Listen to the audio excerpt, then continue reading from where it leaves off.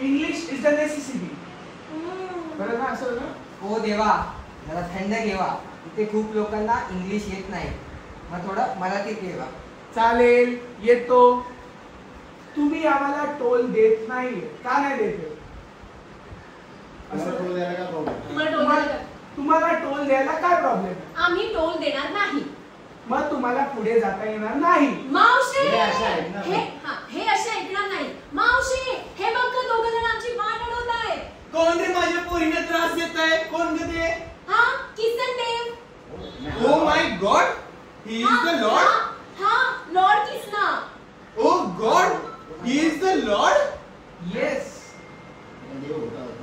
पण किसन देव असा होता का? तेच ना, किसन देव कसा होता? तो होता मुरलीधर. मुरलीधर तो होता. तू पण कसं बोल? तो होता मुरलीधर. तो होता मुरलीधर.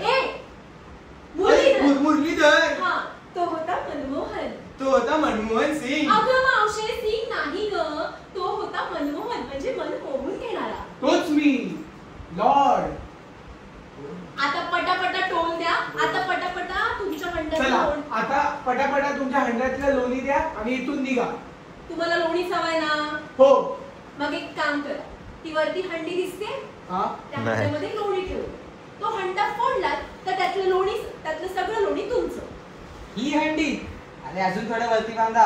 आम्ही कमीत कमी 9 थर लावतो. 9 थर. तेच तर. अरे तुम्ही लोक असे कॉम्पिटिशन करता. कोणी 9 थर लावतं, कोणी 10 थर लावतं, कोणी 8 थर लावतं. आणि या सगळ्यामध्ये कोणाला तरी दुखापत होते.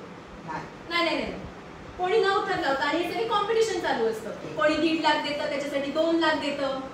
आमची मेहनत आहे. पण यात आमची मेहनत असते. सकाळी आम्ही कामाला जातो, संध्याकाळी कामावरून घरी येतो, रात्री दहीहंडीची प्रॅक्टिस करून परत सकाळी कामाला जातो. अरे पण हे सगळं आम्ही का करतो? हे सगळं आम्ही का करतो? लोकांचं मनोरंजन करण्यासाठी. अरे पण ह्या लोकांच्या मनोरंजनामध्ये कित्येक पोरांना दुखापत होते. हे कळतं का तुम्हा लोकांना? पण आजकाल आम्ही त्यासाठी प्रिकॉशन्स पण घेतो.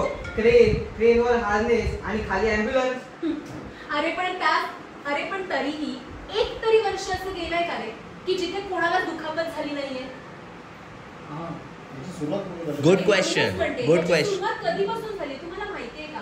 आपला हा माखन चोर नाही, आपला हा कृष्णा, तो त्याला यशोदा मैया लोणी द्यायची नाही आणि त्यासाठी तो माखन चोरण्यासाठी म्हणून आपल्या सवंगडींना घेऊन त्या हंड्यातलं लोणी चोरायचा. पण आता तुम्ही काय केलंय तर ते थरांवर थर लावता. अरे सण आहे आपला, या सणाबद्दल मला विरोध नाहीये, पण आमचं एवढंच म्हणणं आहे की हा सण आनंद म्हणून साजरा करा. त्यात कोणाला दुखापत होणार नाही ह्याची काळजी घेऊन हा सण साजरा करा. थोडे कर कमी केले तर काही प्रॉब्लेम आहे का? शी इज राईट. येस. आणि कळलं, डोक्यात घुसलं. आता एक काम करा, ती हंडी पटकन फोडा आणि आपण आपला हा सण साजरा करूया.